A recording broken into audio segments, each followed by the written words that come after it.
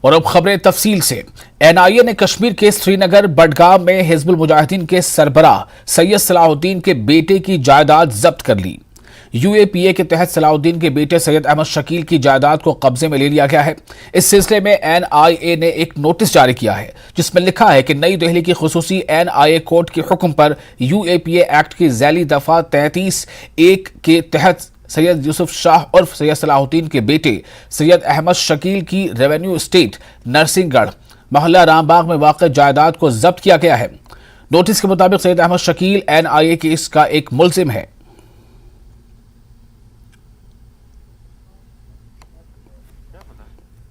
ہم اس ٹائم رام باغ ایریا میں ہے اور یہاں پہ آپ دیکھ سکتے ہیں کہ اب سے کچھ ہی دیر پہلے جو ہے این آئی کی ٹیمز یہاں پہ آئی تھی اور این آئی کی ٹیمز نے جو سید صلاح الدین ہے حزب المجاہدین کے چیف کمانڈر، ان کے فرزند سید شکیل احمد کی پراپرٹی جو ہے یہاں پہ رام باغ میں واقع،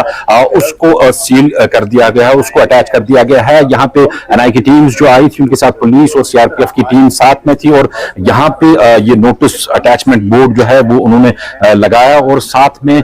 دو نوٹسز بھی جو ہیں گیٹ کے ارد گرد یہاں پہ لگا دی گئی ہیں۔ یہاں پہ آپ کو بتا دیں کہ یہ رام باغ میں واقع یہ پراپرٹی ہے یہاں پہ جہاں پہ سید شکیل جو 2018 میں جن کو گرفتار کیا گیا تھا، جو کہ سکم صورہ میں ایک لیب ٹیکنیشین کی طرح سے ایک کام کرتے تھے، لیکن ان کو جو این آئی اے جو فنڈنگ ہے ملیٹنسی فنڈنگ کیس میں انہوں نے ان کو جاب سے اس میں نکال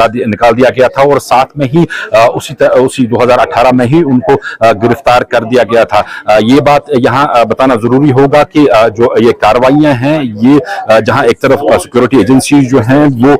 militancy operations, anti militancy operations جو ہیں ان کو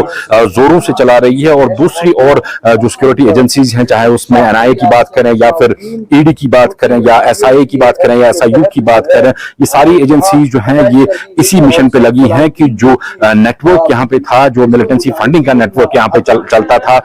اس کو کس طرح سے کرش کیا جائے، اس کو کس طرح سے روک دیا جائے تاکہ جو ملیٹنسی ہے اس کو پوری طور سے یہاں ختم کیا جائے۔ فیروز وانی کے ساتھ پرویز بھٹ، نیٹ ورک 18 سری نگر۔